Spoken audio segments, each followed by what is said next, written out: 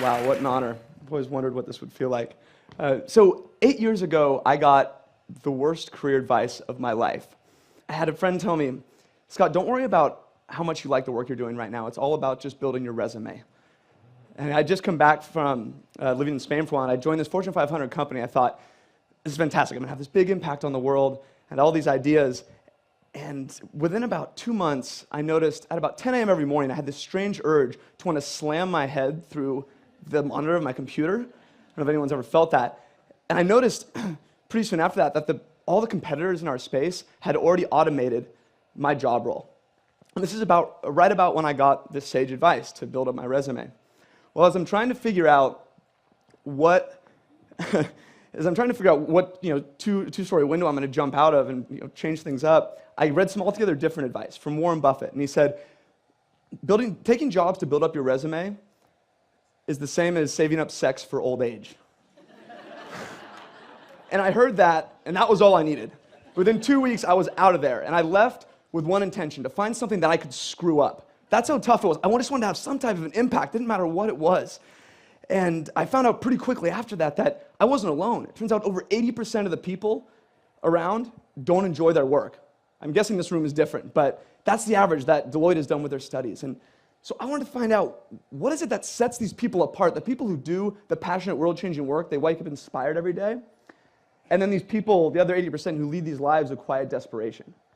So I started to interview all these people doing this inspiring work, and I read books and did case studies, and 300 books altogether on purpose and career and all this.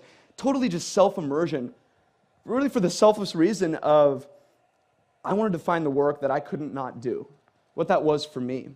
But as I was doing this, more and more people started to ask me, Scott, you're into this career thing. I don't really like my job. Could we sit down for lunch? I'd say, sure, but I would have to warn them because at this point, my quit rate was also 80%. Of the people I'd sit down with for lunch, 80% would quit their job within 2 months. And this is something, I was proud of this. And it wasn't that I had anything special magic. It was that I would ask one simple question. It was, why are you doing the work that you're doing? And so often, their answer would be, well, because somebody told me I'm supposed to. And I realized that so many people around us are climbing their way up this ladder that someone tells them to climb and ends up being leaned up against the wrong wall, or no wall at all. And so the more time I spent around these people and saw this problem, I thought, what if we could create a community, a place where people could feel like they belonged and that it was okay to do things differently, to take the road less traveled, where that was encouraged, and inspire people to change. And that later became what I now call Live Your Legend, which I'll explain in a little bit. But as we've done this, as I've made these discoveries, I noticed a framework of really 3 simple things that all these different passionate world changers have in common. Whether you're like a Steve Jobs, or if you're just the person who has the bakery down the street, but you're doing work that embodies who you are. I want to share those 3 with you so we can use them as a lens for the rest of today and hopefully the rest of our life. The first part of this 3-step passionate work framework is becoming a self-expert and understanding yourself. Because if you don't know what you're looking for, you're never going to find it. And the thing is that no one's going to do this for us. There's no major in university on passion and purpose and career. I don't know how that's not a required double major, but don't even get me started on that. I mean, you spend more time picking out a dorm room TV set than you do picking your major and your area of study. But the point is, it's on us to figure that out. And we need a framework. We need a way to navigate through this. And so the first step of our compass is finding what our unique strengths are. What are the things that we wake up loving to do no matter what, whether we're paid or we're not paid, the things that people thank us for. And StrengthsFinder 2.0 is a book and also an online tool highly recommended for sorting out what it is that you're naturally good at. And then next, what's our framework or our hierarchy for making decisions? Is it the people that, or do we care about the people, our family, health, or is it achievement, success, all this different stuff? We have to figure out what it is to make these decisions so we know what our soul is made of, so that we don't go selling it to some cause we don't give a shit about. And then the next step is our experiences. All of us have these experiences. We learn things every day, every minute about what we love, what we hate, what we're good at, what we're terrible at. And if we don't spend time paying attention to that and assimilating that learning and applying it to the rest of our life, it's all for nothing. It's like every week, actually every day, every week, every month of every year, I spend some time just reflecting on what went right, what went wrong, and what do I want to repeat? What can I apply more to my life? And even more so than that, as you see people, especially today, who inspire you, who are doing things where you say, oh God, what Jeff is doing, I want to be like him? Why are you saying that? Open up a journal, write down what it is about them that inspires you. It's not going to be everything about their life, but whatever it is, take note of that, because over time we have this repository of things that we can use to apply to our life and have a more passionate existence and make a better impact. Because when we start to put these things together, we can then define what it is success actually means to us. And without these different parts of the compass, it's impossible. We end up in the situation, we have that scripted life that everyone seems to be living, going up this ladder to nowhere. It's kind of like in Wall Street too, if anyone saw that. The kind of peon employee asked the big Wall Street banker CEO, said, "Hey man, what's your number?" Everyone's got a number. If they make this amount of money, they'll leave it all. He says, "Oh, simple, more." He just smiles. And it's the sad state of most of the people that haven't spent time understanding what actually matters to them. We just keep reaching for something that doesn't mean anything to us, but we're doing it because everyone said we're supposed to. But once we have this framework together, we can start to identify things that make us come alive. Before this, a passion could come and hit you in the face. Or maybe in your possible life work, you might throw it to the side because you don't have a way of identifying it. But once you do, you can see something that says, it's congruent with my strengths, my values, who I am as a person. So I'm going to grab a hold of this, I'm going to do something with it, and I'm going to pursue it and try and make an impact with it. And Live Your Legend and the movement we've built wouldn't exist if I didn't have this compass to identify, wow, this is something I want to pursue and make a difference with. So if we don't know what we're looking for, we're never going to find it. But once we have this framework, this compass, then we can move on to what's next. And that's not me up there. But doing the impossible and pushing our limits. Because there's two reasons why people don't do things. One is because they tell themselves they can't do them, or the other is people around them tell them they can't do them. Either way, we start to believe it, and either we give up or we never start in the first place. The thing is, everything was impossible until somebody did it. Every invention, every new thing in the world, people thought were crazy at first. Roger Bannister in the 4-minute mile, it was a physical impossibility to break the 4-minute mile in a foot race until Roger Bannister stood up and did it. And then what happened? 2 months later, like 16 people broke the 4-minute mile. The things that we have in our head that we think are impossible, often just milestones waiting to be accomplished, if we can push those limits a bit. And I think this starts with probably your physical body and physical fitness more than anything, is we can control that. If you show yourself, you don't think you can run a mile, you show yourself you can run a mile or two, or even like a marathon, or lose 5 pounds, whatever it is, you realize that can be transferred, that confidence compounds, can be transferred into the rest of your world. And I've actually gotten into the habit of this a little bit with my friends. We had this little group, we kind of go on physical adventures, and recently I found myself in a kind of a precarious spot. I'm terrified of deep, dark blue water. I don't know if anyone's ever had that same fear ever since they watched Jaws 1, 2, 3, and 4, like 6 times when I was a kid. But anything above here, if it's murky, I can already feel it, like right now. I swear there's something in there. Even if it's Lake Tahoe, it's freshwater. Totally unfounded fear, ridiculous, but it's there. Anyway, 3 years ago, I find myself on this tugboat right down here in the San Francisco Bay. It's a rainy, stormy, windy day, and people are getting sick on the boat, and I'm sitting there wearing a wetsuit. And I'm looking out the window in pure terror and thinking I'm about to swim to my death. I'm going to try and swim across the Golden Gate. And my guess is some people in this room might have done that before.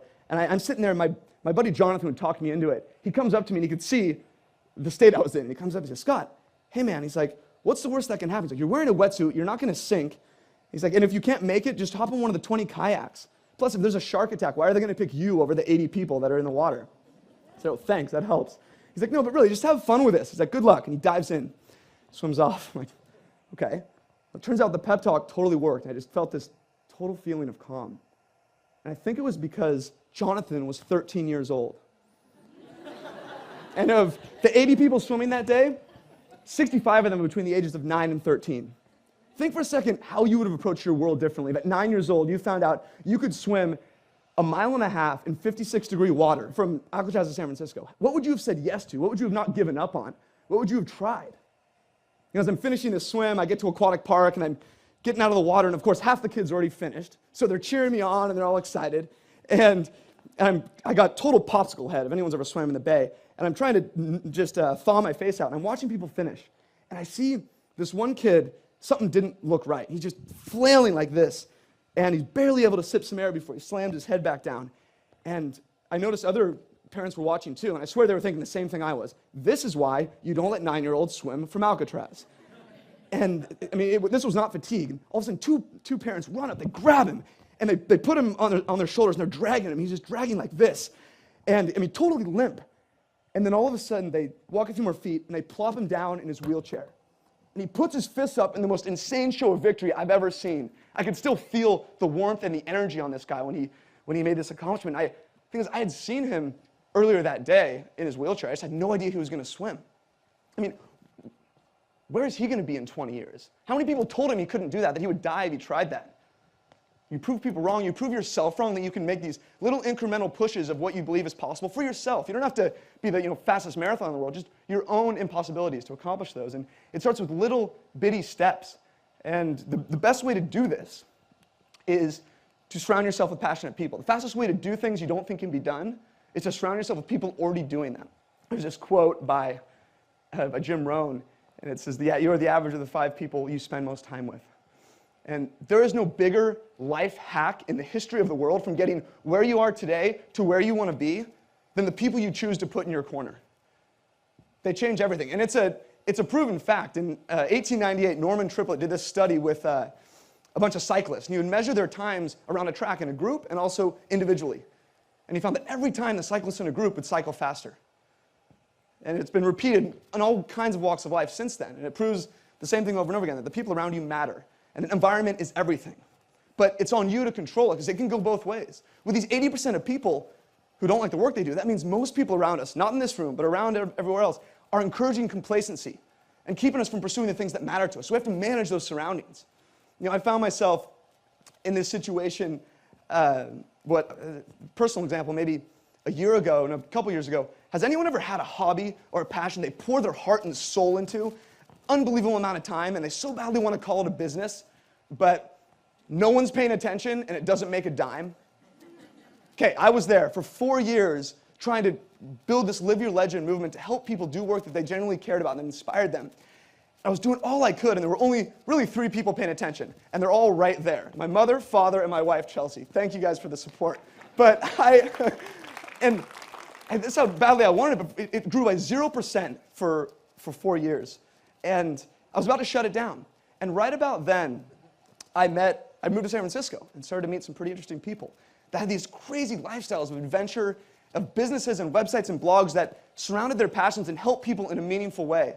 And one of my friends, now he has a family of 8, and he supports his whole family with a blog that he writes for twice a week. They just got back from a month in Europe, all of them together. This stuff blew my mind. It's like, how does this even exist? And I got unbelievably inspired by seeing this. And instead of shutting it down, I decided, let's take it seriously. I did everything I could to spend my time around, like every waking hour possible, trying to hound these guys with hanging out and having beers and workouts, whatever it was.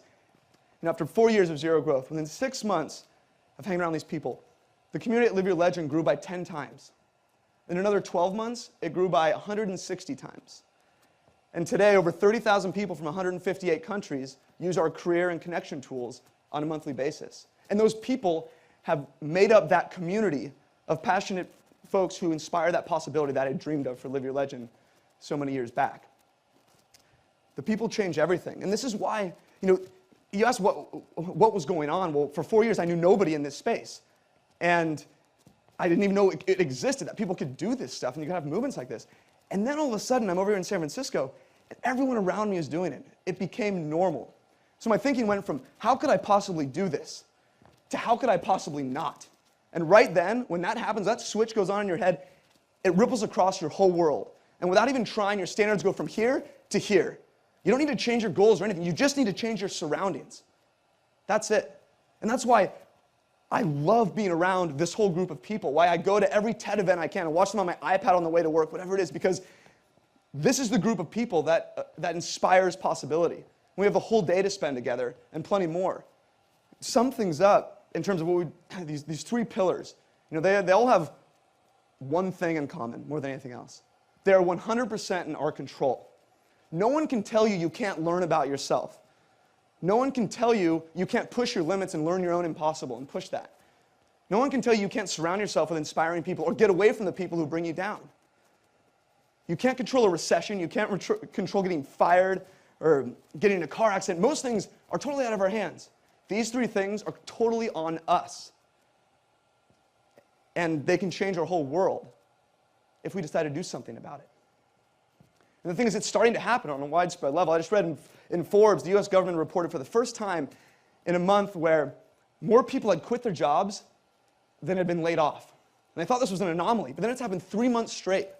In a time where people claim it's kind of a tough environment, people are pretty much giving a middle finger to this scripted life.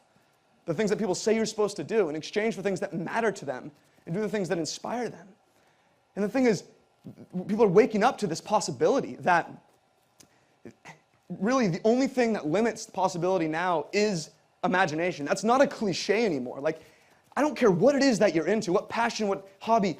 If you're into knitting, you can find someone who is killing it knitting, and you can learn from them. It's wild. And that's what this whole day is about, to learn from the folks speaking, and what we profile these people and live your legend every day, because it shows people, when ordinary people are doing the extraordinary, and when you can be around that, it becomes normal. And this isn't about being, Gandhi or Steve Jobs doing something crazy.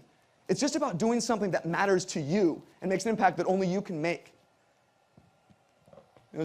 Speaking of Gandhi, he was a recovering lawyer, as I've heard the term, and he was called to a greater cause, something that mattered to him he could not do. And he has this quote that I absolutely live by. First they ignore you, then they laugh at you, then they fight you, and then you win. Everything was impossible until somebody did it. You can either hang around the people who tell you it can't be done until you're stupid for trying, or surround yourself with the people who inspire possibility, the people who are in this room. Because I see it as our responsibility to show the world that what's seen as impossible can become that new normal. And that's already starting to happen. For us to do the things that inspire us, so we can inspire other people to do the things that inspire them. But we can't find that unless we know what we're looking for. We have to do our work on ourselves, be intentional about that, and make those discoveries. Because I imagine a world where 80% of people love the work they do. I mean, what would that look like? What would the innovation be like? How would you treat the people around you? Things would start to change. And as we finish up, I have just one question to ask you guys, and I think it's the only question that matters. And it's, what is the work you can't not do? Discover that. Live it. Not just for you, but for everybody around you. Because that is what starts to change the world. What is the work you can't not do? Thank you, guys.